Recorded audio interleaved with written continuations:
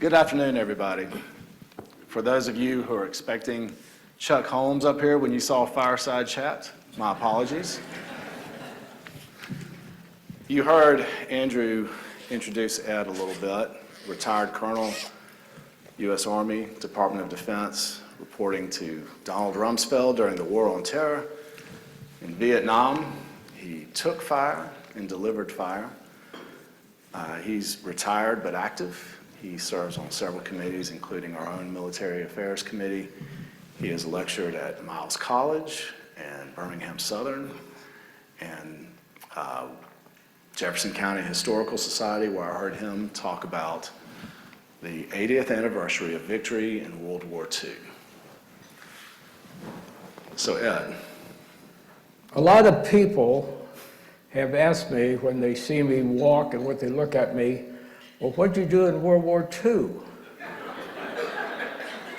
And they're very disappointed when I tell them, no, I wasn't in World War II, but I remember being in kindergarten or first grade around that time, and I could not get out of the classroom or get a taxi to get over and sign up like most of the adult males were doing at that time.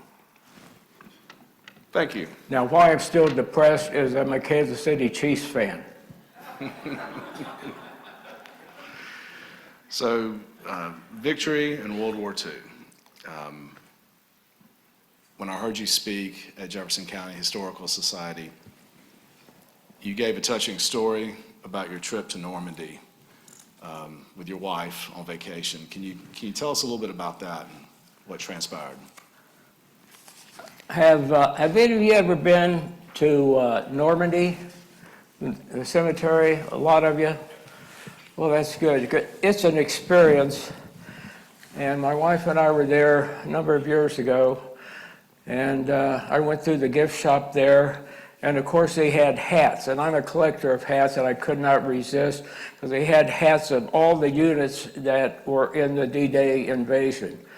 And I picked none of the infantry divisions I was in while I was active, but they did have a Ranger hat, and I was a Ranger, so I bought that hat and I started wearing it around very proudly, okay? And I was up at the American Memorial there, and you can look out and you can see all the graves. And the American Battlefield Monuments Commission was putting on a ceremony there, and he saw this hat, and he came over and looked at me. He said, "Rangers, lead the way. Now get out here and help me."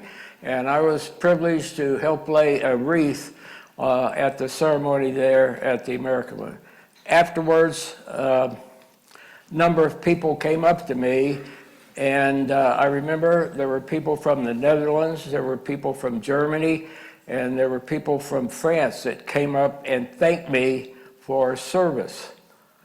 And of course, it wasn't my service at the time, but it was the service of those people out there under the crosses.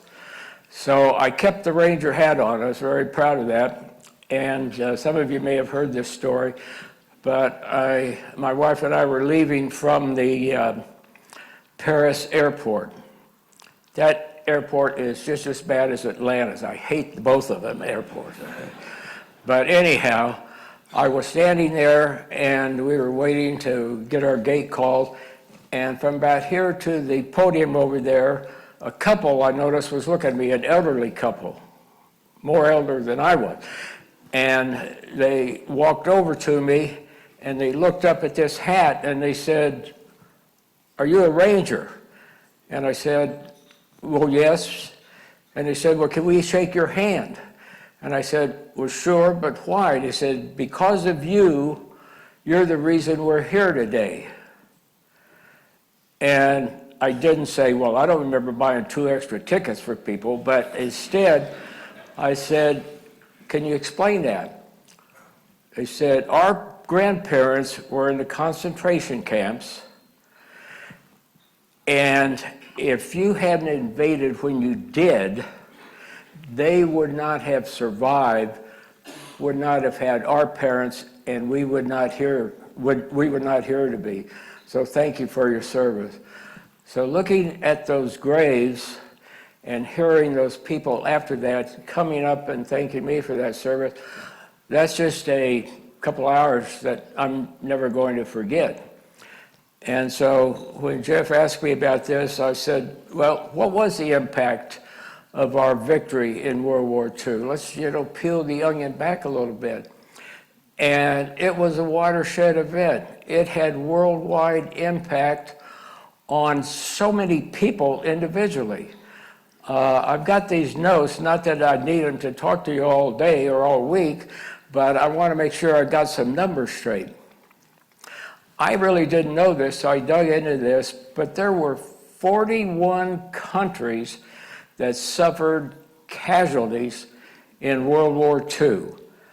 Of that, there were a total of, get this now, 85 million casualties, 15 million military deaths, 25 million military wounded, and 45 civilian deaths. So by far, the civilians suffered more and lost more really than the military combined. So that was an impact throughout the world, and that was demonstrated to me when those people came up and thanked me for my service. Because even in Europe today, they remember D-Day and they remember their liberation from World War II. So I still have the hat. By the way, my wife says, don't you wear that. Everybody knows you're a Ranger. I says, no, Ed Smith and my Marine friends, I've got to wear it to convince them. Domestically and abroad, there was a huge price to pay in lives, casualties, and materiel. The scale of the commitment that we had at the time is hard to really ponder. Can you talk a little bit about that? It's hard to realize that number, that total number, that many countries. That was news to me, and I'd studied World War II, and I've been in some form of national security most of my life. But in addition to those casualties, I got to thinking, how many families were impacted in those 41 countries? Families and friends of those people who were casualties. It has a far-reaching impact beyond that I never imagined, and I would imagine most of you, unless you had friends in one of those countries. And in particular, if somebody in your family was a casualty in the war. I noticed the names on the screen about relatives and friends who had served.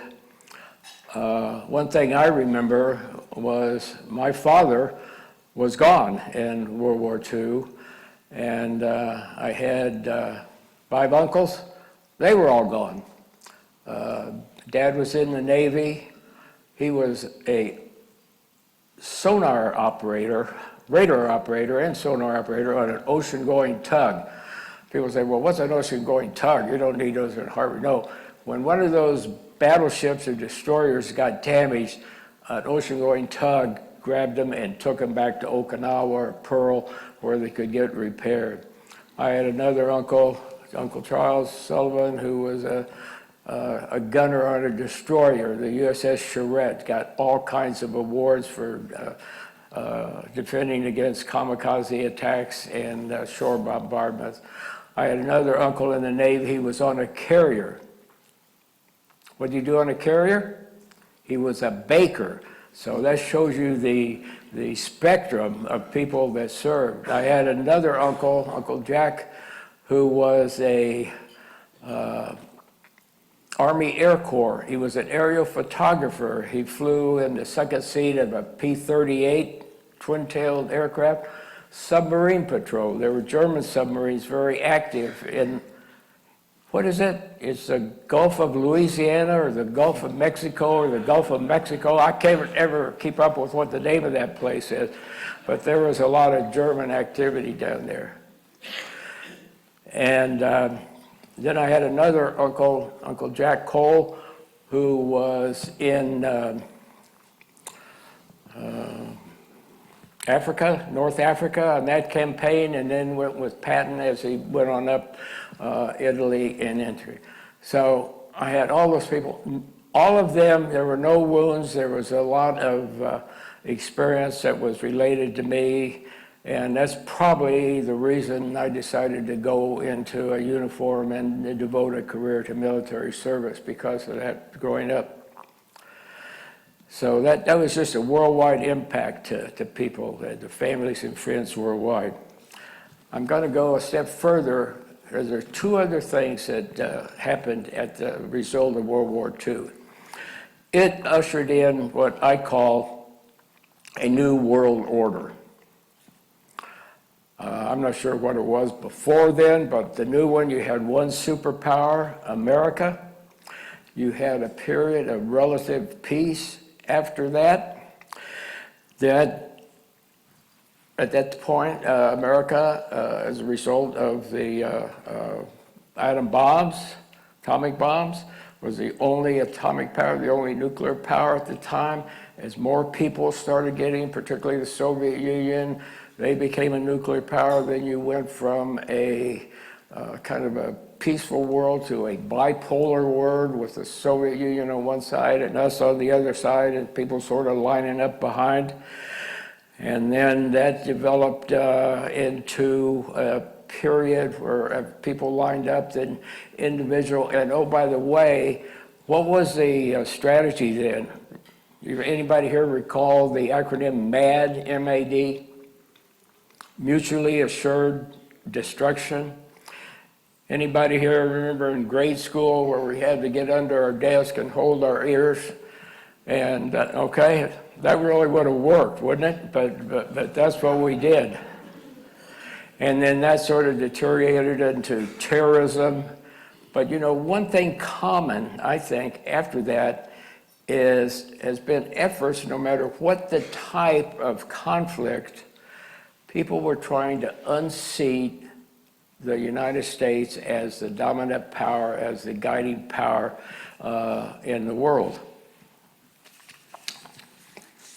And before we move on to the second part of the questions, you were 6 when World War II was going on. You were other ages too, right? But it lasted a few years.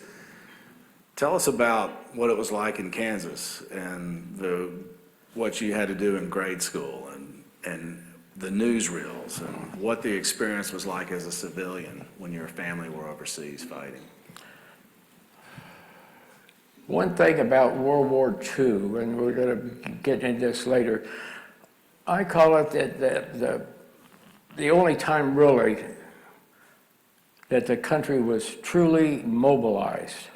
You saw some of it on the screen up here about the war bonds, about the USO, things like that. In school and throughout the country, everybody knew who the enemy was.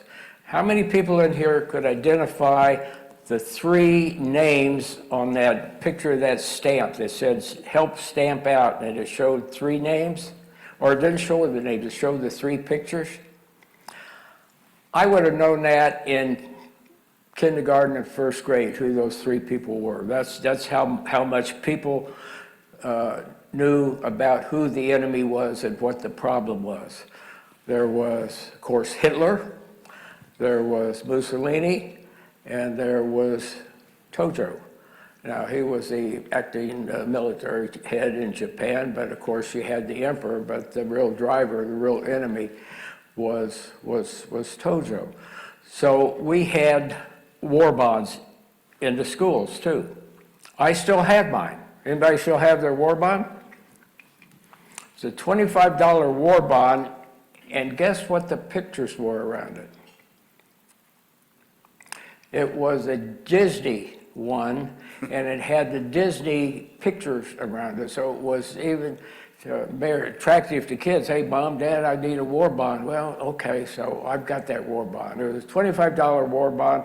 I haven't cashed it, but I need to ask a banker or someone today, if I bring that in, do I still only get $25 for it, or has that, been accruing interest? The other thing we had, I remember kids we called them, I didn't call them, but the history is called them scrap drives. Anybody remember scrap drives? Scrap drives, we saved our grease from the kitchen and put that in cans, and we took it up to the grade school. There's a big blue box there on the playground, painted red, white, and blue, and you went up and you presented the grease from your equivalent of homeroom or the room you were in at the time. We weren't switching around, it was just the room you were in at the time. And whatever class brought the most grease got this huge prize. And I can't remember if it was $1 or $3 or something like that, but it was enough for the room mothers to go. They still have room mothers today? If they could go out and buy cookies or cupcakes, and we had a little party, and that inspired you to do that. The other thing we had was ration books, and you got a ration book from your family dependent on the number of adults and the number of kids. The country didn't have access to buying whatever they wanted. There was tickets in there, let me see if I remember, like for sugar, for gasoline, you couldn't buy tires because all the tires were going to the war effort. And but you had that book, and you got it each month. You got so many, so you could buy a ticket. But the point I'd like to make was everybody knew. I knew who the enemy was. I could even name those guys. I knew there was Japan and Germany. I didn't know about Italy at the time, but I knew those two. And how did I know that? Because people told me where my dad was and my uncles were and what they were doing, because they would get that from whom? You'd get that from the media. Well, I remember my father I wasn't interested in it, but Kansas City had the Kansas City Star, 2 newspapers a day, one in the morning and one in the afternoon. And it had the news. It wasn't full of just advertisements and coupons and things like that. It would have the news. Where else did we find out who the enemy was? You'd go to that show. We did have picture shows in that time, but guess what? There was no television. There was no television. And at the show, they would always have a newsreel. And it was always longer, I felt, than a cartoon. And I didn't think that was right. But what did you see in that newsreel? You saw what was going on in Germany, what was going on in Ireland, or invading in the Pacific, and ships and gun battles, and ships battles. So it was there in my mind. And the other thing was like a fireside chat. A fireside chat. They had President Roosevelt would talk to the American people and have a fireside chat. I remember 1 or 2, but I can't remember if there's a fireplace there. But there's not a fireplace here, but we're having a fireside chat, right? So just envision, there's a fire here. Envision me as President Roosevelt, and envision Jeff as just a nosy reporter, okay, trying to pump me for information. But one question Definitely I not Dan remember, one of those reporters asking the president was, how can we help, Mr. President? How can we help in this war effort? What can we do? Okay? Different than the media today, I think you might agree with that. Different than the media today. They reported, quote, the news. And they were on, if you wanted to get the news, you didn't turn on the television. It wasn't at you 24/7. You turned on the radio at noon, and you got the noon news. Then around 6 or 7, you got the evening news. And then, who was it, the late guy? Used to say, "Good evening, Mr. and Miss America." Was it Walter Winchell? Good evening, Mr. and Miss America, and all the ships at sea. And they gave you the news. So I think you can compare that with the media today, where more people are in the news business. Many people are calling the news people, the media people. But it would be very dull to just give you the news, so everybody wants to spin it a little bit. And I remember my students used to ask me, when I used to try to get them into critical thinking and thinking about things, where do we really get to? Where can we go to really get what the truth is? And So that's what I remember as a kid. Too much. that's a lot. That's a lot. Jeff was giving me the cut. I want to leave a little bit of time for some story sharing and some questions. Fast forward till now. You've already done a little bit of comparison and contrasting with then and now the national security landscape. Anything you'd like to add there? Let's talk about that in a minute. Let's just get one thing now straight. World War II was the last time the United States declared war on anyone. Since then, there have been a number of armed conflicts: Korea, Vietnam, Afghanistan, Iraq, you name it. But they've been called numerous things. Conflicts, nobody's calling it a war. Sometimes they call it a war. But I looked up war in the dictionary, and a war is a type of conflict. So I guess you could call any one of these a conflict. Okay, but what were all these things about? What was the question, Jeff? Compare the landscape now in national security to the Interstate now. Today, we do not have the advantage of a single enemy that we know who it is and we know who the threat is. We knew that in World War II, and everybody knew. Everybody was involved, that sort of we just touched on. Today, who is the enemy? Who actually knows who the enemy is now? Is it Iran? Is it China? Is it Russia? Is it North Korea? If you're from Alabama, is it Auburn? No, I was just such a joke. So we don't know that, and we don't know what the actual threat is. But there is an element that we used, and I don't know if it was outside the military, but are you all familiar with the gray zone? What the gray zone is? Okay, the gray zone, let me show you real quick. Here's total war, which we didn't have. Here is total peace. One of the things that's going on today is people, particularly the large countries that are trying to offset the United States as the leader in the world, they take a little nibble here. Soviet Union take a little nibble of Ukraine. China start building islands. China start making noise. And what they're trying to do is to nibble up a little bit and then say, well, that's the way it is. What's your problem? It's always been that way, and here's why. And what you don't want to do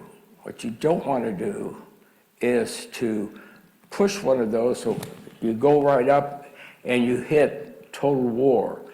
So do you tolerate these things, or do you take action to tamp it back where you think they should be? There's a lot of controversy on that. From my view, that any country with a nuclear power has got that originally for defense. You go back to MAD, mutually assured destruction, to protect themselves. The only leader of a country that I've heard differ from that was Putin, who says something along the lines, well, if you don't like what I'm doing here, remember, I've got nuclear weapons. So nobody wants to push up there, and nobody knows just how far this is going to go down here before that happens, which you don't want to happen. Thank you. Oh, well, one more thing. People. Who do you know? How many people know somebody actively serving in the military today and get some information from them? And the military is so different today. In World War II, you had huge units. I was an infantry officer and a tank officer, and there were huge infantry and tank formations. You had the Marines in the Pacific, and they were huge, and many people. Today, we are, because of the nature of the changing conflict we talked about, we are going toward smaller units, smaller actions, different weapons. I've got my collection of tanks at home, and my grandkid says, "What are those?" You know, and well, that's what we had at the time. But now, what are we facing? We've got cyber, we've got terrorism, we've got drones, we've got small units. So things are changing, and it's difficult to always keep up because something is changing every day. Just this morning, I heard on the radio that 2 Chinese were captured from an engagement with Russian forces. So who's in the Ukraine now? Russians, North Koreans, Chinese. So what is going on? Does that mean Putin is not interested and I want to keep it here and I don't want peace? There's just a lot of questions. But one thing that we did in the Pentagon is analyzing the situation to see if we had to engage. And there's certain questions. I had 9 questions I asked my staff. I'm not going to go through them all with you. But the first question was, what is the impact of this on the United States, on our interests? What is the impact? Well, you got to know that first. So you got to look at what's the problem? Define the problem for me. Okay? Then, if you think that problem is severe enough, how are you going to fix it? What do you want the end state to be? And then, once you figure out what the end state is, then you've got to look at, well, what do we have in our inventory, in our quiver, so to speak, to do something about that? Well, we had a little acronym we used, DIMEFIL. I could never remember them all, so I kept them written down here, but I gave you a few. We had D for diplomacy, I for intelligence, M for military. Then you have information, you have economics, you have... So the point is, today, rather than those large armies fixing the problem, large forces, you've got what they call the whole of government approach. That's why you need just not the military involved, but you got to have State Department involved. You have everybody's got to work together, and the military hopefully is your last choice, because quite frankly speaking, as a retired military officer, that is not fun. Combat is not fun. It's not glorious, and it's really the worst way to solve a problem. But sometimes that's what you've got to decide when you're going through those questions. Is that worth it? That is a hard question to answer. It's a terrible question to ask, and everybody's going to have an opinion, and you've got to get into what I call critical thinking. You've got to look at facts. You've got to look at those questions. You've got to look at that. You just can't go with feelings. Well, I feel we should get in there and help them, but, well, what's the real impact on us? And you're doing that now. If you don't have that single enemy like we had in World War II, how many threats are out there, and how is it impacting on us? Who's fooling around with our elections? Is that an act of war? Is that an act of conflict? Is that to me, let me show you something real quick. Gary, if you're up there, throw up that definition of national security. National security, back in, prior to World War II, how are you going to keep the nation secure? Well, we're a big country, we've got oceans on either side, there's no air threat, there's no naval threat. We're pretty good here. Well, I was on a nonprofit organization for a while to consider where we had to upgrade or really look at national security. This is what we came up with, and I want you to just focus on that a minute. If I can find mine here, but basically, and Dr. Weeks can comment on that now, is national security is the capacity of the United States to define the threat, defend against it, and we use the word advance, continue to move its position in a world that is continuously reshaped by turbulent forces of change. All kinds of change, everything, all those elements of national power are engaged by our government now. Economic, what do you have economic? You got sanctions, fiscal, you've got seizing funds or freezing funds. Diplomacy, well, shoot, that is a critical thing if you could work that out. So it's a complicated world we live in today, Jeff. Well, Ed, thank you. I hate to cut this short. We would like to offer a little bit of time for questions, but as a civilian, it is humbling to be up here and hear you share your perspective. Let me finish up with just one thing. Okay. And when I left Vietnam in 66, 67, I weighed 37 pounds. I was there twice as an advisor out with Vietnamese infantry or their military academy. I weighed 37 pounds and I was 5'8". You saw me walking up to the stage, so please don't cut me any shorter because I'm really getting there.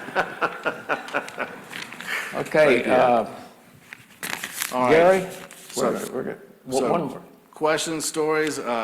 Mac Moore, are you here? Is that you? You shared a story that I'd like for folks to hear. Can you come up to the mic? Mac, right up here in the front.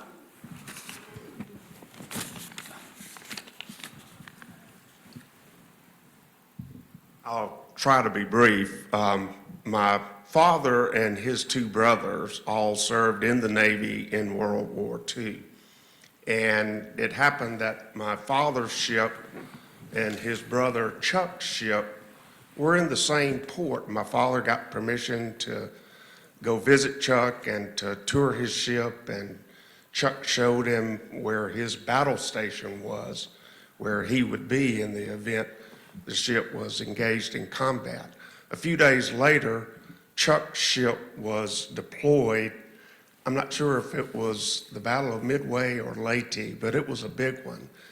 And 2 weeks later, when my dad's ship is leaving the port, he sees his brother Chuck's ship being towed in, probably by one of those ocean tugs that Ed was telling us about. And it was badly damaged, and to his horror, my father saw that Chuck's combat station had been completely destroyed in the attack. And so my father then spent the next 2 months at sea believing that his brother had been killed. But he then received a letter from my grandmother saying that the day before Chuck's ship was in battle, he was reassigned to a different battle station and survived that battle. And later, Chuck was a graduate of Annapolis, became an admiral in the U.S. Navy. Thanks, Mac. That's a touching story. Does anybody else have a question? Yes. Yeah, first, thank you for your service. It means so much. I'm curious, you've worked with a lot of people. We always are interested in leadership. I just wonder if there are any people that you've worked with that you felt were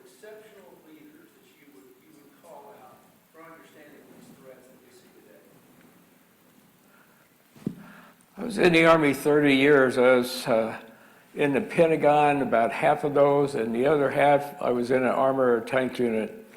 I've been around a lot of loud noises. I had a hard time hearing that. Jeff, did you pick it up? Yes. He was asking any leaders you could call out by name as being particularly effective that you admire in your career or now. There is a category of people that I think are sometimes overlooked. That's the non-commissioned officer corps. They are the ones that are responsible for really the day-to-day activities of the units.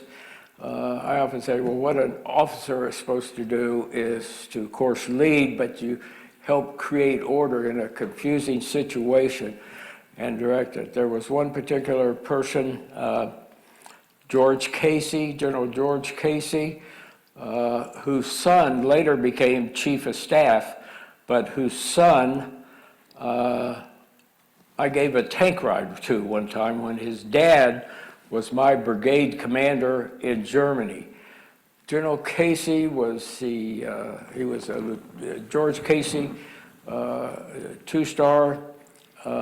He was, when he was a colonel, was my brigade commander in Germany.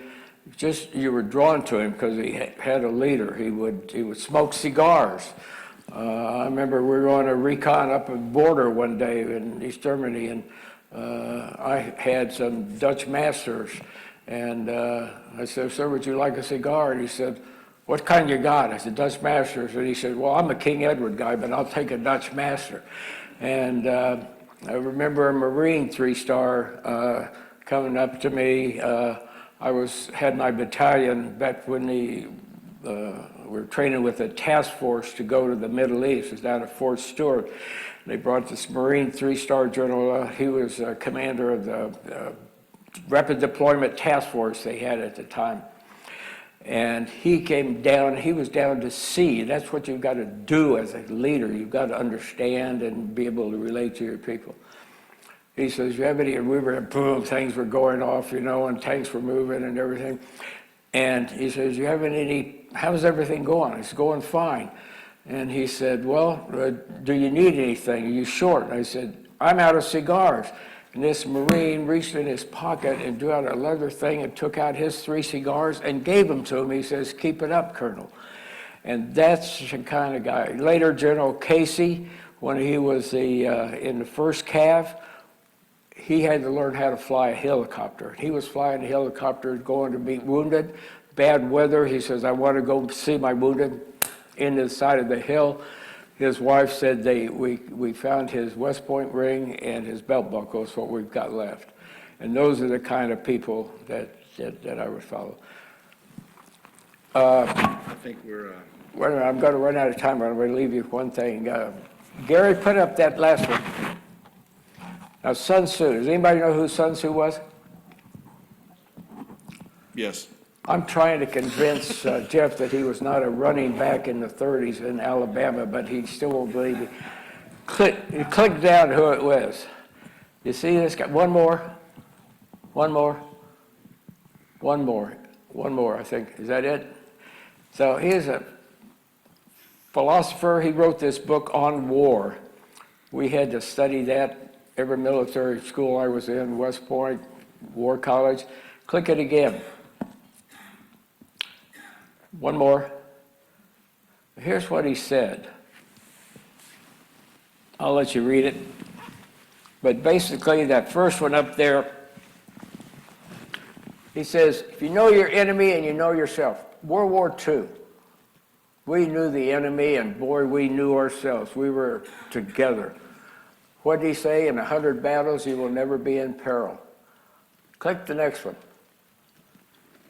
When you're ignorant of your enemy, but know yourself, your chances of winning or losing are equal. And the last one, last click. If you're ignorant of both your enemy and of yourself, you are certain in every battle to be in peril. I kind of like that because I don't want us to get all the way down in that last box, and I don't think we're in the World War II one, but it's just some thoughts for your consideration. But one last thought, one last bright thought. You know, one thing that has been constant from World War II to now, I gave you a clue. The Bright Star Restaurant in Bessemer. Good food, good service, great place to go now. I verified it about a month ago.